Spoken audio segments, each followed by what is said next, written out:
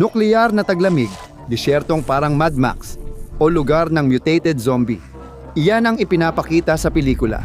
Pero mas mahirap ang totoong sitwasyon.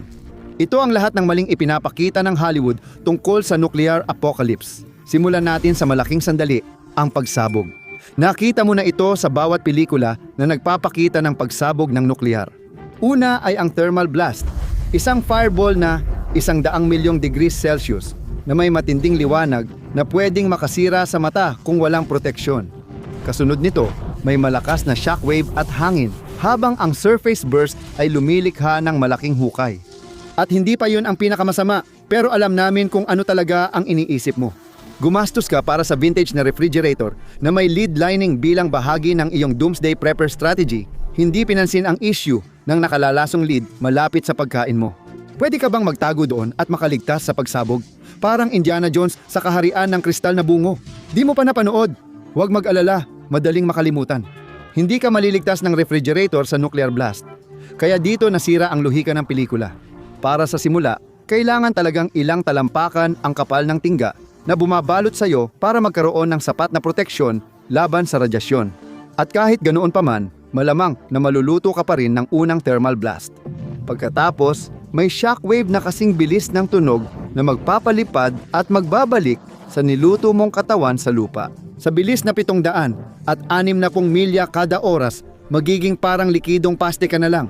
Pero malamang, hindi mo na mararanasan iyon.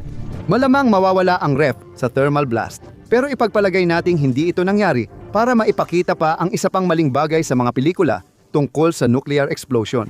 May dalawang yugto ang shockwave. Una, positibo kung saan lumalabas ang alon na madalas sa pelikula. Pangalawa, negatibo kung saan bumabalik ang alon papasok.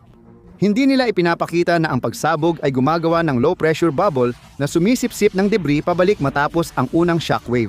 Una, lahat ay itinatapon palabas. Kahit na matapon ka palabas, malamang ay mahihila ka pa rin pabalik. Kaya kung hindi ka mapatay ng mismong pagsabog, kadalasan ipinapakita ng Hollywood na ligtas ka na. Humupa ang pagsabog, bumagsak ang alikabok at debris, at gumapang palabas ang mga nakaligtas sa post-apocalyptic na lungsod, pero gawa-gawa lang ito ng mga scriptwriter. Mas mapanira ang realidad. Ang nuclear na pagsabog ay nagdudulot ng libu-libong sabayang sunog, hindi lang isang pagsabog. Ang thermal pulse ay nagpapaliyab ng kahit anong madaling magliyab, tulad ng sasakyan, gusali, at puno sa milya-milyang layo. Sabay-sabay magliliyab ang buong lungsod. Ang mga sunog ay nagsasanib at nagiging dambuhalang firestorm na lumilikha ng sariling hangin, hinihigop ang oxygen, debris at tao. Nagsisimula ng lamunin ng lungsod ang sarili. Nangyari ito sa Dresden at Tokyo noong ikalawang digmaang pandaigdig at epektibo ang mga sandatang nuklear sa simula. Bihirang ipakita ito sa mga pelikula. Makaligtas sa pagsabog ay hindi ibig sabihin ligtas ka na. Madalas, naipit ka sa nagliliyab na lungsod kung saan ang hangin ay sandata. Walang tigang na disyerto. Ang agarang epekto ay init, usok, gumuguhong mga gusali at pader ng apoy. At ito ay sa loob lamang ng unang ilang oras. Punta tayo sa Hollywood. At isipin mong hindi ka agad nawala sa unang putok. Siguro iniisip mo kung sino ang unang bumaril. Karaniwan sa pelikula ang ideya na kapag may unang nuklear na lumipad, susunod ang iba. Kung naniniwala ka sa Dr. Strangelove o Home Box Office miniseries, ganoon ang ipinapakita nila. Sa By Dawn's Early Light, kapag umatake ang United States, automatikong tutugon ng nuklear ang Russia. Tinatawag itong dead hand na nangangahulugang tiyak na mapapahamak ang mundo sa radioactive na impyerno. Pero hindi nito lubos na nailalarawan ang tunay na katangian ng dead hand. Version lang ito para gawing mas dramatiko ang pelikula. Hindi naging opisyal na tawag ang dead hand sa doktrinang militar ng Russia. Astig na termino ito mula kay David E. Hoffman noong 2009 para sa kanyang librong kapareho, Ang Pamagat. Ang totoong meron sa mga Ruso ay perimeter system. Dinevelop ito noong 1980s dahil sa takot na umatake ang Amerika ng nuklear at mapuksa ang Central Command nila, kaya hindi sila makaganti. Hindi tulad ng Doomsday Machine sa Dr. Strangelove, ang perimeter system ay parang emergency backup lang. Tinitiyak nito na may natitirang leverage ang Russia kahit may bigla ang pag-atake at laging tao ang nagpapatakbo ng sistemang ito, hindi ito automatiko. Ang digmaang nuklear ay hindi automatiko, kundi resulta ng desisyon ng tao. Hindi lang blast radius ang dapat isipin, may isa pang paboritong trick sa mga pelikula.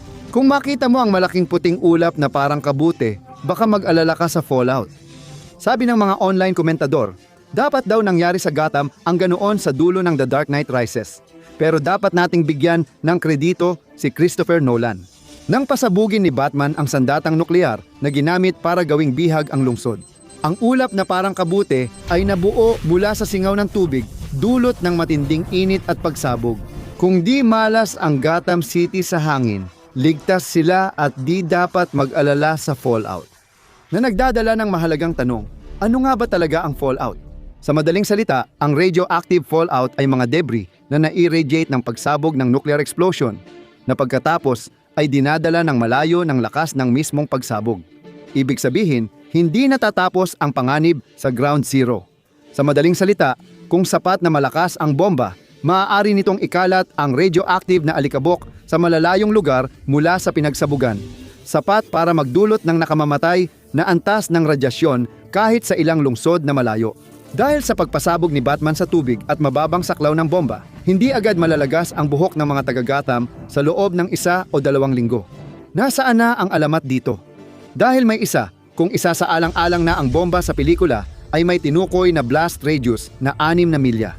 Walang paraan na makalalabas si Batman sa danger zone sa tamang oras. Ipinapakita ng Hollywood at mga video game na ang pagkaligtas sa isang nuclear apocalypse ay nangangahulugan ng pagtatago sa mga magagarang fallout shelter sa loob ng maraming henerasyon, habang unti-unting nababawasan ang radiation sa labas. Isa lang yan sa maling paniniwala tungkol sa nuklear. At heto kung bakit mali ito. Ang fallout shelter ay para tirhan lang ng halos 2 linggo.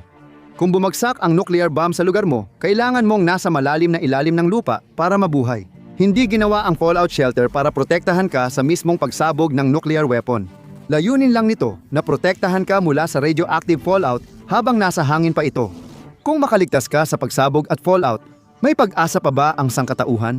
Mula sa ating karanasan sa panunood ng napakaraming pelikula mula sa Mad Max hanggang sa Hell Comes to Frogtown, alam natin na ang nuclear apocalypse ay maaaring magdulot ng mutant na mga sanggol o di kaya'y walang makaligtas sa pagsilang.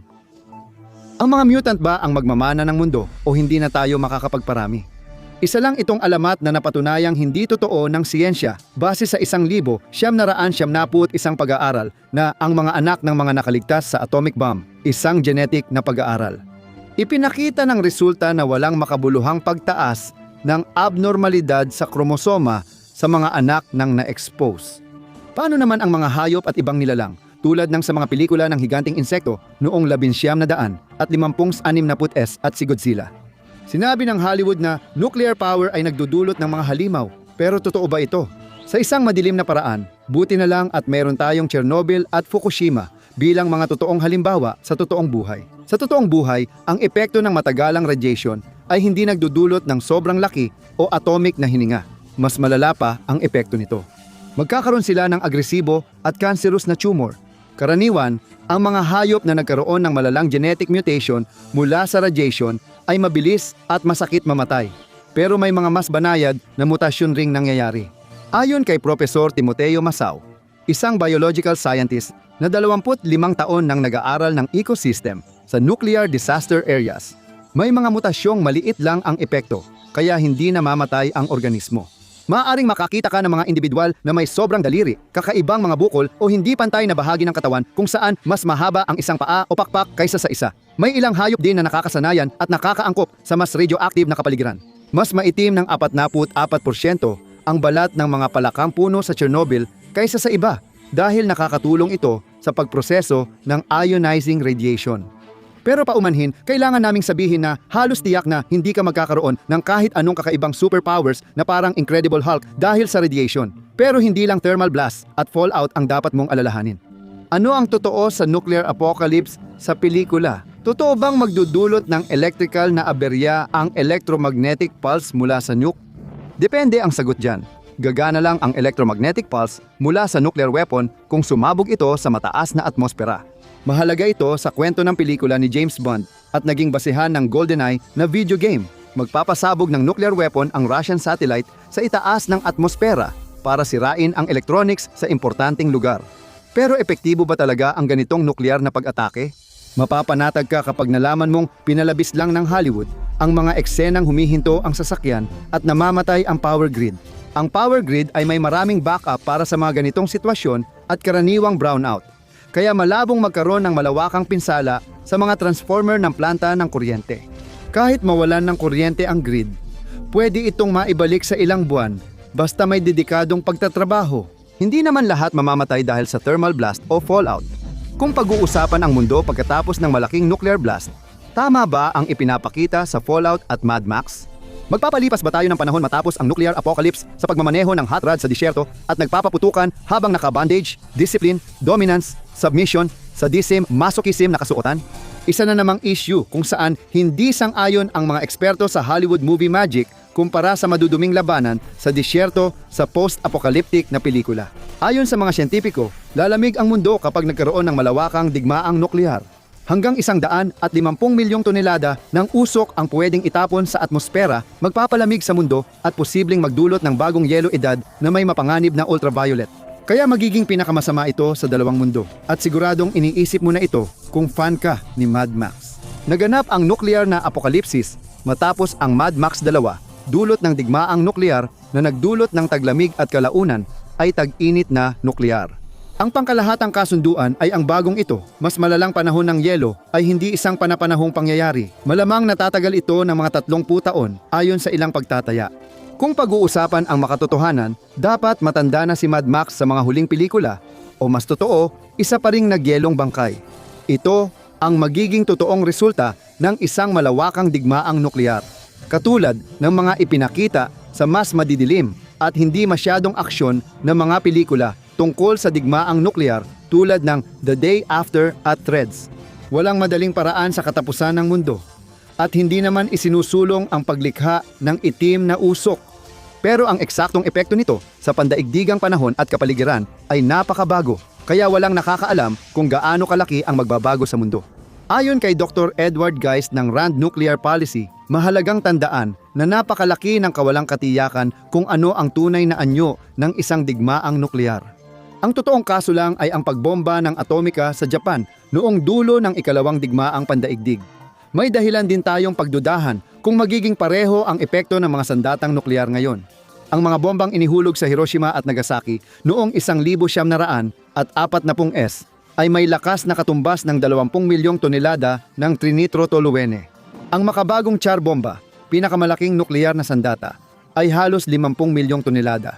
Sabi ni Geist, karamihan sa teoryang tinatalakay natin ay mula sa template ng dalawang mapaminsalang bomba at pinalawak gamit datos ng modernong nuklear na arsenal. Posible bang mauwi ito sa pandaigdigang pagkalipol, nuklear na taglamig at permanenteng sirang daigdig? Kung oo, ilan bang nuklear na bomba ang kailangan? Hindi sapat ang isang bomba o maliit na digmaang nuklear para magwakas agad ang mundo. Nagiging tunay na panganib kapag daan-daang sandatang nuklear ang bumagsak sa mga lungsod. Ang ganap na digmaang nuklear sa pagitan ng United States at Russia na may libu-libong nuclear warheads ay isa sa ilang senaryong maaaring maglabas ng sapat na usok sa atmosfera ayon sa mga sayentipiko. Hindi ibig sabihin nito na hindi na matitirhan ang mundo, pero maaaring hindi na nito masuportahan ang bilyon-bilyong tao. Sa Hollywood, biglang nagugunaw ang mundo, pero sa totoong buhay, nauuna munang bumagsak ang sibilisasyon bago ang planeta. Ang totoong panganib ay hindi mga mutant zombie, disyerto o makinaryang doomsday sa pelikula. Ang totoong digmaang nuklear ay mas mabagal at mas mapanganib kaysa sa Hollywood na palabas. Panoorin ninyo kung paano talaga makaliligtas sa isang nuklear na pag-atake o panoorin ninyo ito bilang alternatibo.